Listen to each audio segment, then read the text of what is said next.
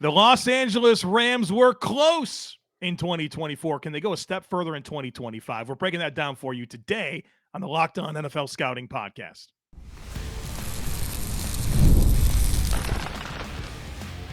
You are Locked On NFL Scouting with the Draft Dudes, your daily podcast for NFL and college football scouting. Part of the Locked On Podcast Network, your team every day. What is better than this? It's guys being dudes here on the Locked On NFL Scouting Podcast. I'm Kyle Krabs. He's Joe Marino. And a little different layout if you're on YouTube today. We had some technical difficulties with our recording studio, so we're changing things up a little bit, keeping you guys on your toes. But want to give a special shout out and welcome to our everydayers, because it is your team every day here on the Locked On Network. We don't just say it, we live it. And today it is the LA Rams time to spend a little moment in the sun. We are spotlighting your football team for their roster for 2025. Joe, happy Thursday to you. Happy Thursday to you, Kyle Krabs, and a big shout out to FanDuel. Today's episode is brought to you by FanDuel. Right now, new customers can get $200 in bonus bets when your first $5 bet wins. Kyle, I put on the graphic for the number one offseason belonging to the Los Angeles Rams. Los Angeles Rams. Yeah, this was my pick. And I think there was no more significant move in the NFL than Matthew Stafford staying with the Los Angeles Rams, as there was some real traction for them to move on and go in a different direction. And I think very highly of this football team. They also had Devonte Adams, Puna Ford. I like their draft. I like that they got the Falcons' number one pick for the 2026 draft. But I'm excited to get into this team that has some very exciting young talent mixed with some very established players. And so we're going to put this team under the microscope. Kyle and I, we go through every single player on the roster. We put them in a bucket. Those buckets are roster cornerstone, quality starter, rookie, sufficient starter, replacement level, quality depth, non-roster caliber, incomplete evaluation, or a practice squad developmental player. Each bucket has a numeric weight to it. Each position is valued appropriate to their importance. And by the end of this thing, we're going to be able to stack up all the rosters, all the components of the rosters, and really have a good idea of where these teams stand entering this season. We're going to break down the Rams through the lens of the defensive back seven, the trenches, but we start with those offensive skill players.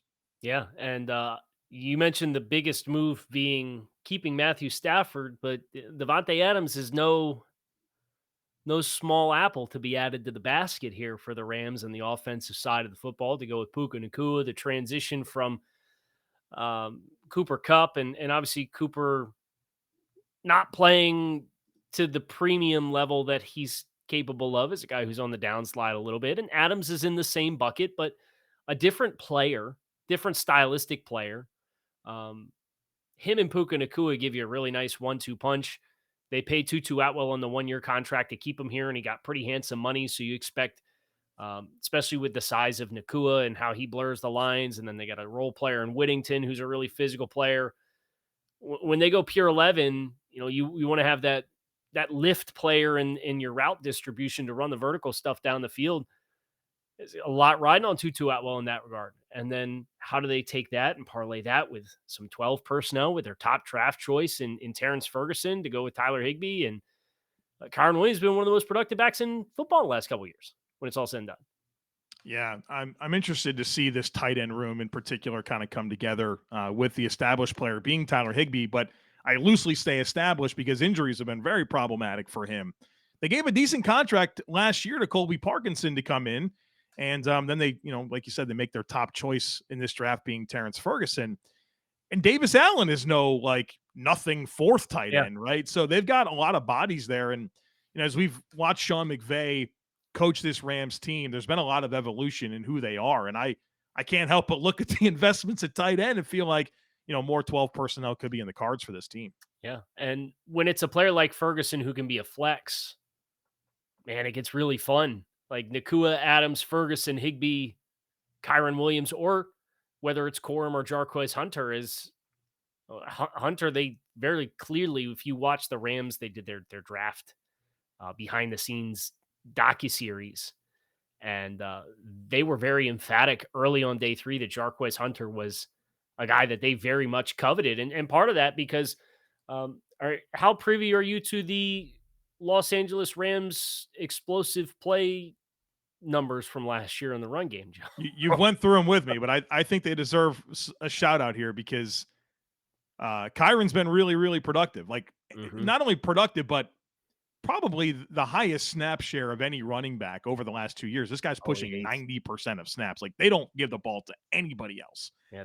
They're gonna ride this rookie contract out until the wheels fall off, and then we got 2 more guys in the pipe in Corum and Hunter, and it's kind of it'd have to be a really good price, I think, for the Rams to figure something out long term with Kyron Williams, which I don't know if he's going to want to get based off how much workload he's got. Well, and production wise, I mean, Kyron has all the argument. He's got yards, he's got touchdowns, he's got snap share. He's been an absolute protection ability to help in the passing game. How the Rams handle this one's going to be fascinating to me because, I mean, go back to Todd Gurley, right? Like, McVay likes to feed one back, but you didn't draft Blake Corum in the 3rd round and the next year draft Jarquez Hunter in the 4th round. Up to go get Jarquez Hunter. To pay Kyron Williams $15 million a season? Probably not. Now, how does that timeline fall in line with Matthew Stafford's situation? Because if Stafford reaches the end of his road, they draft a quarterback next year, I think very suddenly it's on the table to keep as loaded of a skill group around, potentially if you transition to a young quarterback.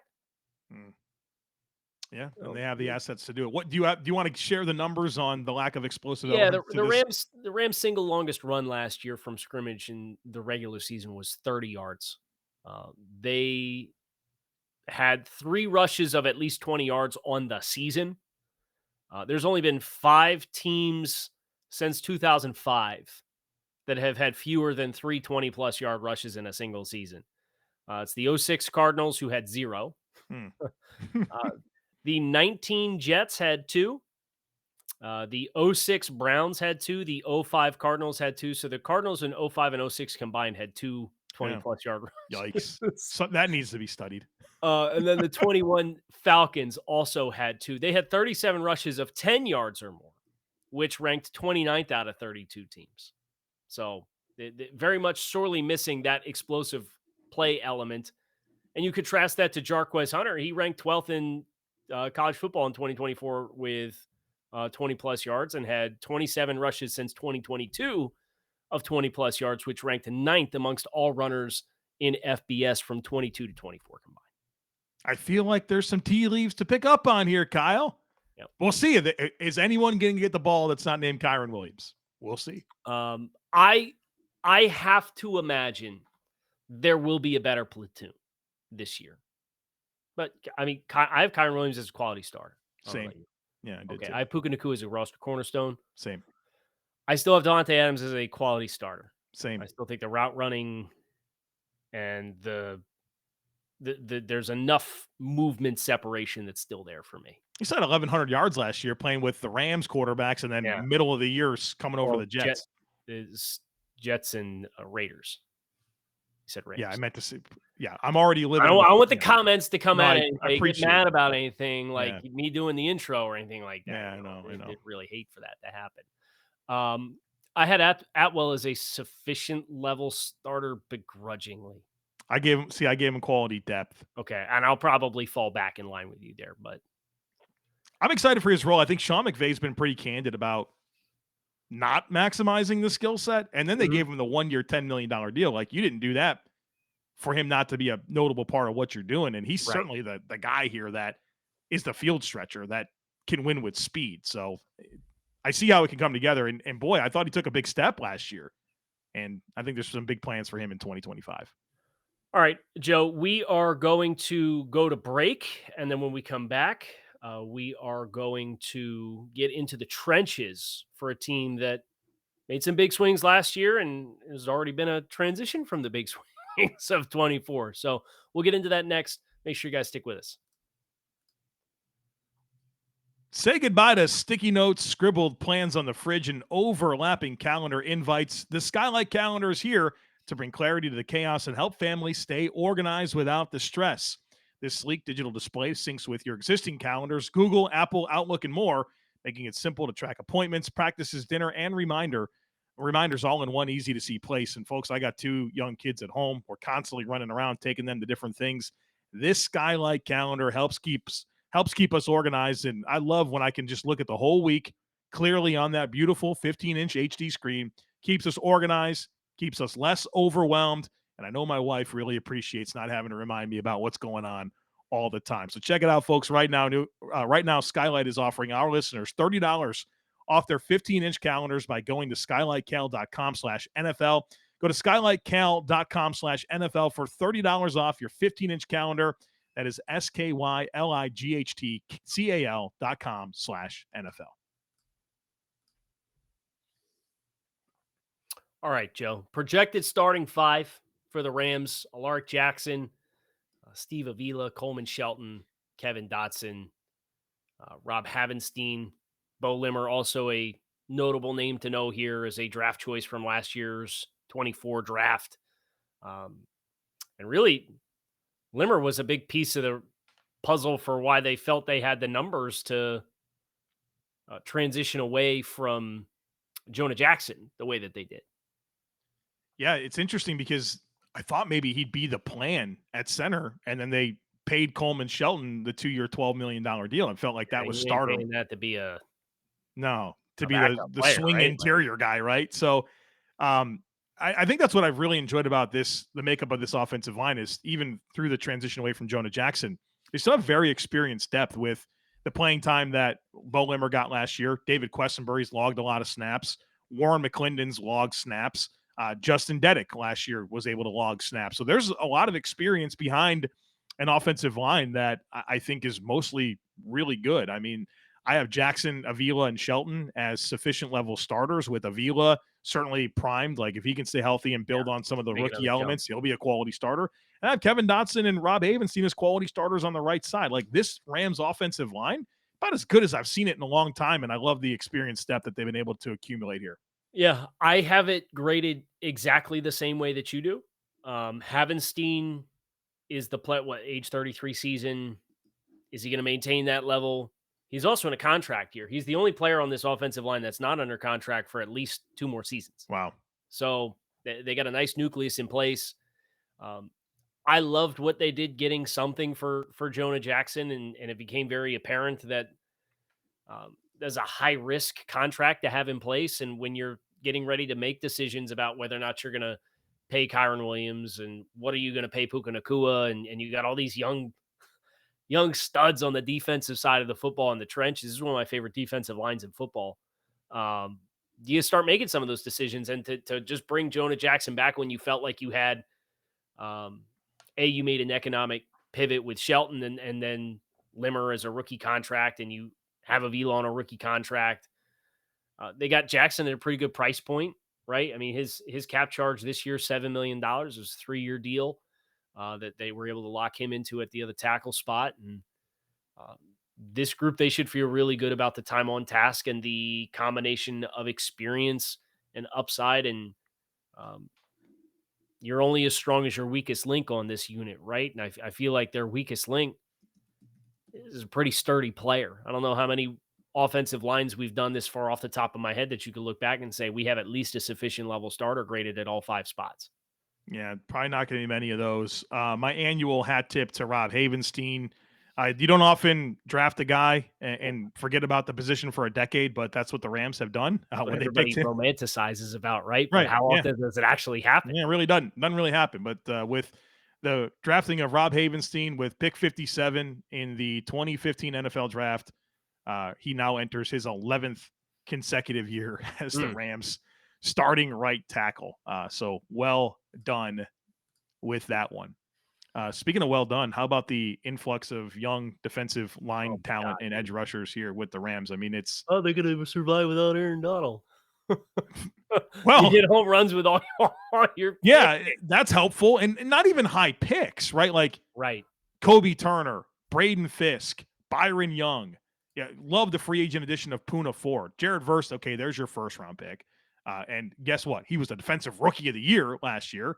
Josiah Stewart, I mean, an absolute perfect fit for this front that wants to get after people.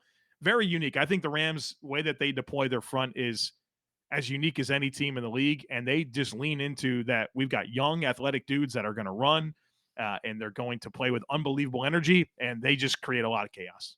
Yep.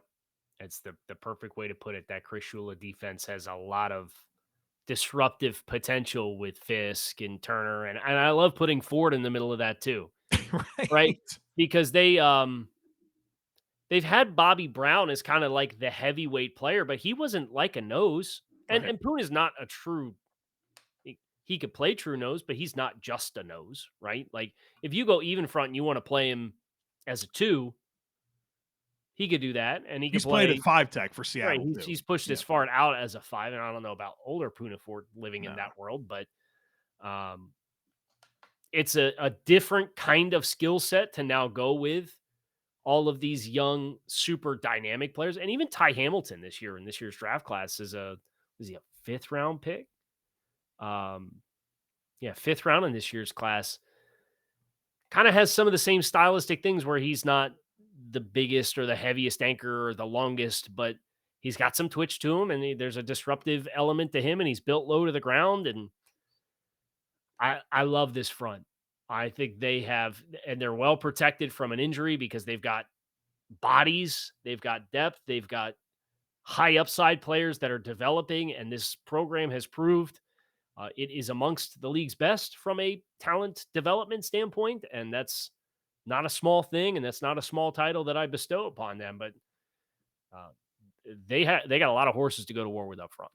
They sure do. And what's interesting is how they tie it together on the back end, which we will explore here in real quick before we go to break.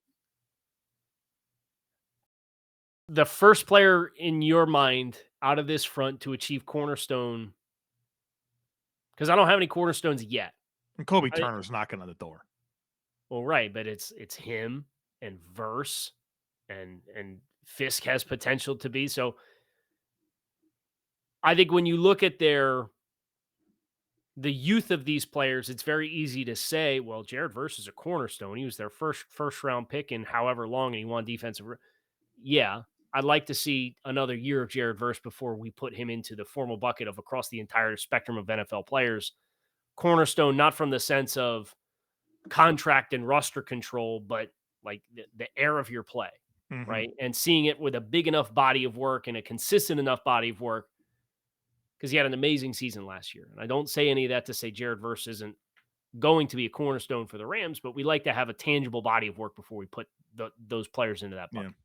So who's the first guy for you that you think is going to get? Because I had Turner as a quality starter. I have Verse as a quality starter. I have Fisk as an incomplete evaluation. And leaning, like you could talk me up or down on quality starter versus sufficient level starter, with the arrow obviously pointing up on that one. Yeah, I mean, and Byron Young's like a forgotten guy, but he's had 8 sacks as a rookie, 7.5 last year, tons of pressures entering year 3. Like he's, you can't gloss over that guy. But I think it's Kobie Turner feels like the guy that's resume is becoming close to complete to that cornerstone level, where if it happens, if he takes another step, it's going to be pretty undeniable here in his 3rd season that he's a cornerstone. Wake Forest cornerstone, 3rd round pick.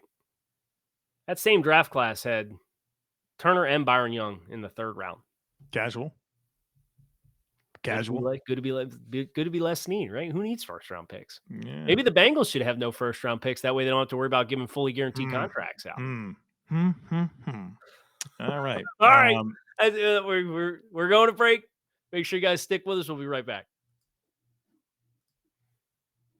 The NBA playoffs are in full swing, and every night delivers highlight-worthy performances, major momentum shifts, and can't-miss moments, whether it's a game-winning shot or a breakout player. There's never been a better time to get in on the action, and FanDuel makes it easy to stay in the game before tip-off and live with player props, performance trends, and same-game parlays. Fans have more ways than ever to play smart and win big. And, you're watching these finals. You're watching the Stanley Cup. Baseball's in full swing. So many great things to get in on. We got the hockey tonight, and I'm just going in on goals, man. I'm going in on goals. Panthers are looking pretty strong. Maybe they're going to take command of the series tonight, but make it even more exciting by getting in on the action over at FanDuel. And if you're new to FanDuel, it's the perfect time to sign up. Head to FanDuel.com and place your first $5 bet. If it wins, you're going to get $200 in bonus bets. Make every moment more with FanDuel, the official sports betting partner of the NBA. Oilers having a nuclear meltdown in Game 3. I don't know if you saw the fights and squirting the water bottles, the guys on the bench. From across the broadcast booth, they're leaning over, squirting Florida guys with the water bottles. Got shellacked 6-1. I followed the score, and I was mostly just following that Sam Bennett and Sam Reinhart did their part to make my parlay hit. And I had the over on, I think, 6.5 goals. So it all came together. It all came late. together. They got that last one for you late. Yeah. I like Panthers last I saw were plus 160 at minus 1.5 because I think the Oilers are going to melt down. I like the odds there. You think so? Yeah. Or the Oilers bounce back? Connor McDavid fired up, man. Meltdown. They're in meltdown mode. Back 7 for the Rams. The addition of Pupal at linebacker will be an interesting one where Omar Spates is looking like a nice little player for them, but UDFA, speaking of casually getting good at spots. Player development stuff, right? Like off-ball linebacker's always just kind of been I don't say afterthought, but it hasn't been the focus and the priority in these builds. And Troy Reeder, Nate Landman, now Pupal, Sean Dolak is there. It is. Shout him out, baby. Well, you know I wasn't going to be able to get through the segment without shouting out Sean Dolak. They got a lot of competition potentially for a spot. Obviously, Reeder has been a longtime teams guy, has played snaps, meaningful snaps. I think there's room to get better in that room, and I want to know, is it Chris Paul Jr. who's going to take control of it? Is Sean Dolak going to be the player that I think he is? Nate Landman coming over in free agency from Atlanta. It's an interesting group, but Spates is the one who I think you're most excited about if you're the Rams because he's looking like the latest UDFA hit. I think the Rams say this. You just named 6 players. We think 2 of them will be okay enough to be a starter, right? And they're fine with it. They ran with Christian Rosegroom for so long, and these guys can all run. I think that's kind of the trend here. But you mentioned Sean Dolak, and of course we got to spend a moment here. I remember, I thought he was going to come to the Bills, right? Like I thought for sure as a Buffalo the 30 guy, visit, right? Right. The local pro day stuff, right? I'm like, okay, he's got his measurables only really work for 2 teams, the Bills and the Rams. And if the Bills don't draft him, he'll probably just come in as a UDFA. And then when the Rams got him as a UDFA, I thought to myself, that's where he should go. This is a great player development team, especially for the pathways that linebackers have played for this team. It's obviously a great spot. And I mean, it certainly can be, you could tell me it's Omar Spates and any one of those other guys, and I probably believe you. But I think that's, like you said, that's the player to be excited about here. And I give the Rams a lot of credit for how they've been able to make it work at linebacker, even though you might not look at the names and see the big names here or big investments either. I like this secondary even more if Jalen Ramsey ends up being a part of it again. Right? It might be, yeah. Sean McVay politely yesterday said, thanks, but no thanks to the idea of Jair Alexander. Was asked about that. I don't know if you saw that or not. I didn't know. I'll pull up the quote, but as it's projecting right now, a couple of young guys in rookie contract years with Kobie Durant and Darian Kendrick at corner to go with a long in the tooth vet, Nickell Witherspoon, who just seems to work in LA. Mm-hmm. Darius Williams, Quentin Lake, safeties Cam Kinchins, Cam Curl. The depth here is not as robust as some of the other spots on the team, but you do have some young guys at corner that I think there's some interchangeability. We got the lottery ticket with Forbes, former first-round pick, right?